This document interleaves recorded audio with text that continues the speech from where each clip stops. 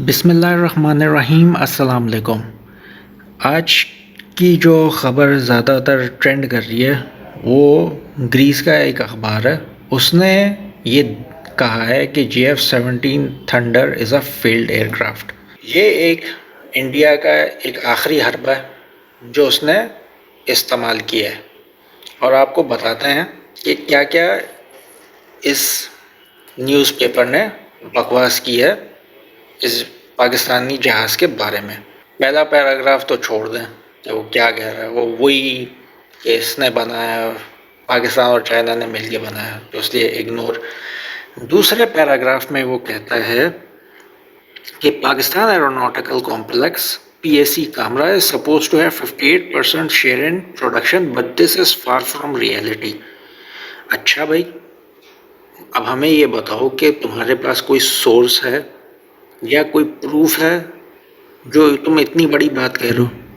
कोई भी सोर्स नहीं है, कोई आपको बैक करने को तैयार नहीं है, यूजलेस।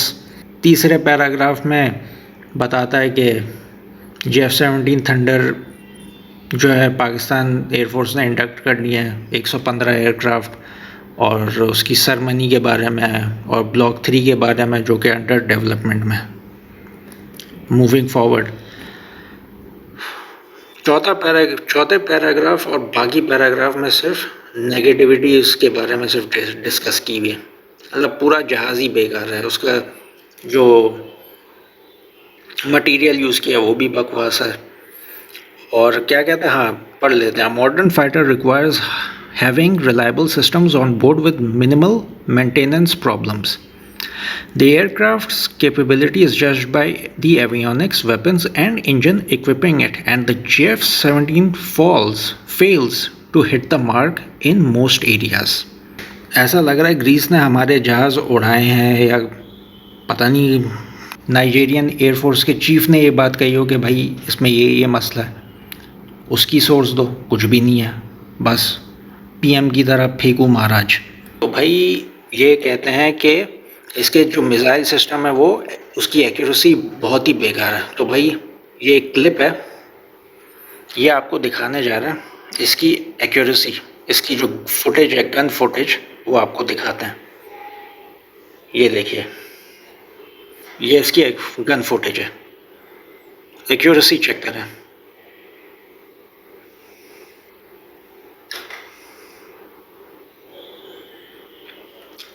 ये मैंने अब प्रूफ दिखा दिया JF-17 के फुटेज की कि उसकी क्या एक्यूरेसी है और किस तरह ये आपके टारगेट्स को एक्यूरेटली हिट कर रहा है। और ये हमने ऑपरेशन ज़रब अज़ब में इस्तेमाल किया था JF-17 थंडर, और ये उसी की फुटेज है। एक्यूरेसी पे का भी जवाब आपको दे दिया कि इसके टारगेट की एक्यूरेसी क्या है। फिर कहता है इसके एवियोनिक्स में मसला है, क्रैक्स आ रहे हैं। मतलब पूरा जहाज़ ही प्रॉब्लमेटिक है यार। अगर ये जहाज़ इतना प्रॉब्लमेटिक होता तो पाकिस्तान जैसे इंडिया का जो जहाज़ है MiG-21, जैसे फ्लाइंग कॉफिन्स कहा जाता है, इसी तरह JF-17 थंडर भी फ्लाइंग कॉफिन्स कहलाया जाता। आपके पास कोई प्रूफ है कि हमारे जहाज़ कोई गिर गए हों, क्रैश कर गए हों due to any technical failure? यार ज़्यादा से ज़्यादा 1 या 2 जहाज़ गिर गए, और कितने जहाज़ गिरे हैं? कोई प्रूफ है? कोई प्रूफ नहीं है। फिर कहता है कि MiG-21 जितना लोड उठाता है, बिल्कुल बकवास बात है यार। आप दोनों का मवाज़ गूगल पे सर्च करो, MiG-21 वर्सेस JF-17, किसका ज़्यादा पेलोड है वो पता ही चल जाएगा। अगेन झूठ पे मबनी बात। One of the main reasons for JF-17's dismal performance is because the aircraft has a single Russian RD-93 engine and it's known for its repeated failures and poor reliability since inception। भाई engine पे मैं खुद इत्तफाक करता हूँ कि कुछ इसकी limitations है इस इंजन की। वो ये है कि इसका जो लाइफ स्पैन है वो कम है। अदरवाइज़ अगर इसके प्लस पॉइंट्स देखे जाएँ, एक तो ये फ्यूल एफिशिएंट है, दूसरा ये कि ये टर्बुलेंस, अगर मौसम ख़राब होता है, टर्बुलेंस हो गई या बर्ड स्ट्राइक हो जाती है, तो ये इंजन काफ़ी हाईली रिलायबल भी है।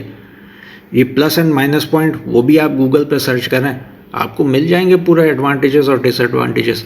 ये मतलब जो न्यूज़ है ये पूरा प्रोपेगेंडा है, और इसमें किसका हाथ हो सकता है, अमेरिका या इसराइल या इंडिया? क्योंकि इस तरह की बात वही लिख सकता है, क्योंकि JF-17 की सक्सेस वेस्ट से हज़म नहीं हो रही और इंडिया से तो बिल्कुल भी हज़म नहीं हो रही। अब मैंने बाकी बातें बता दी हैं, प्रॉब्लम्स, नैगिंग प्रॉब्लम्स। अगर यार जहाज़ में इतने ही मसले होते तो ये MiG-21 की तरह फ्लाइंग कॉफिन्स ही खिलाया जाता है। मैं इससे ज़्यादा और क्या बोलूँ यार।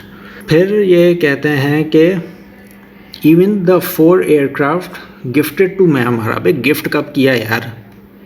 Gifted to Myanmar by China has developed cracks in the ventral tail. कोई सबूत है? किसने कहा यार? म्यांमार के चीफ ने अगर ये बात बोली है तो यार उसका नाम लो, कोई सोर्स हो बैकअप करने के लिए। कुछ भी नहीं है, बस कहानी गाड़ दो। दो Nigeria is procuring 3 aircrafts. Sri Lanka was wise enough shelving its plans of doing so. Induct नहीं करना चाहता था श्रीलंका, तो भाई उसकी भी न्यूज़ आपको दिखा देता हूँ कि श्रीलंका ने JF-17 रिजेक्ट क्यों किया। India had warned Sri Lanka against dealing with Pakistan, urging it to procure its fighter jet instead, according to highly placed diplomatic sources. Without naming anyone, they said 2 Indian high-ups had threatened a Sri Lankan official over the telephone to not sign the aircraft deal with Pakistan. Failing to do so, they warned India would cancel the $400 million loan for Colombo Port City project. मतलब उन्होंने reject किस base पे किया? इस base पे किया क्योंकि India जो है वो $400 मिलियन जो पोर्ट ऑफ सिटी कोलंबो का प्रोजेक्ट है वो देने से मना कर देगा, तो इसलिए उन्होंने हमसे जहाज़ लेना मना से इनकार कर दिया और इसीलिए हमारी डील कैंसिल हो गई। तो थैंक्स टू इंडिया कि उन्होंने हमारी डील ख़राब करवाई। फिर इंडिया कह रहा है हमारे तेजस फाइटर जेट्स को प्रोक्योर कर लें, मतलब इंडक्ट कर लें अपनी एयरफोर्स में। तो श्रीलंका ने इस पर क्या जवाब दिया? श्रीलंका की गवर्नमेंट ने क्या जवाब दिया? However, the Sri Lankan government reportedly refused the offer, saying Indian Air Force itself was not using the aircraft.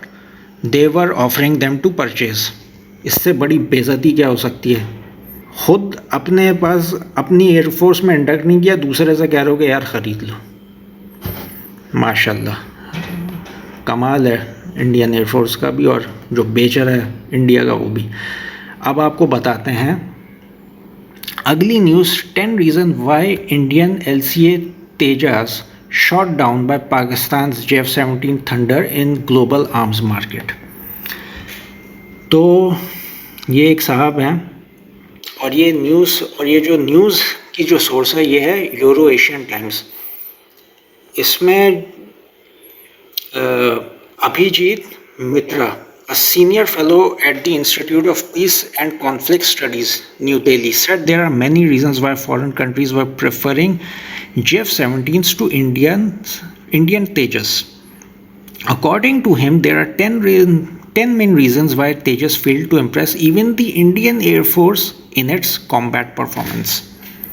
तो 10 पॉइंट्स भी आपको बता देता हूँ क्या है, और ये यूरो एशियन टाइम्स का अखबार बता रहा है। Point number 1, Tejas has a very small set of weapons integrated with it, mostly Indian and some Western. So on one hand, you force countries to buy Indian weapons, they don't work from them. Or if you get Western, they'll ask what's the benefit of buying Indian. फायदा क्या है Indian भाई करें, waste का ही जहाज़ ना उठा लें। फिर दूसरा पॉइंट है with Pakistan the JF-17 essentially slots into the Chinese supply chain which has a huge variety of proven and demonstrable weapons. जबकि ग्रीस न्यूज़पेपर ने कहा है कि बिल्कुल सब कुछ बकवास है, सब जो है चीप है। उन्होंने ये भी कह दिया। इंडिया का ही बंदा है अभिजीत मित्रा, उसने इतनी बड़ी बात कह दी। वो कहता है which has a huge variety of proven and demonstrable weapons, so people buying JF-17 already have Chinese weapons to mate or are comfortable with buying Chinese weapons that anyway have a proven track record. In fact, countries with bad human rights records would prefer the Chinese as they don't impose sanctions. अब दूसरा point जो है तीसरे point से interlinked है. China has a Security Council veto, and any country buying weapons from China can have significant influence over any other Security Council decision. Same with US, French or Russian weapon sales. India has no such veto. मतलब India के पास veto power नहीं है. अगर America या कोई दूसरा बड़ा ममालिक चाइना से कोई चीज़ ख़रीदता है और अमेरिका या कोई भी सुपर पावर उसको उस पर सैंक्शन लगाता है तो चाइना उसको वीटो कर देगा. सारे सैंक्शंस उस मुल्क में ख़त्म. ये था उसका पॉइंट. फिर the JF-17 is just a better slotted plane if you are looking to replace MiG-21 to 27 and Chinese J-6, J-7 type fighters or older American fighters like the F-4, F-5 and F-104, or upgrade from armed trainers. Then the JF-17 offers the right capability and the right price point. मतलब जिनके पास पुराने जहाज़ है MiG-21, 27 या J-6 या J-7 Chinese जहाज़ या America के F-4, F-5, F-104 जहाज़, तो JF-17 जो है बेहतरीन ऑफ़र है इस प्राइस ब्रैकेट में.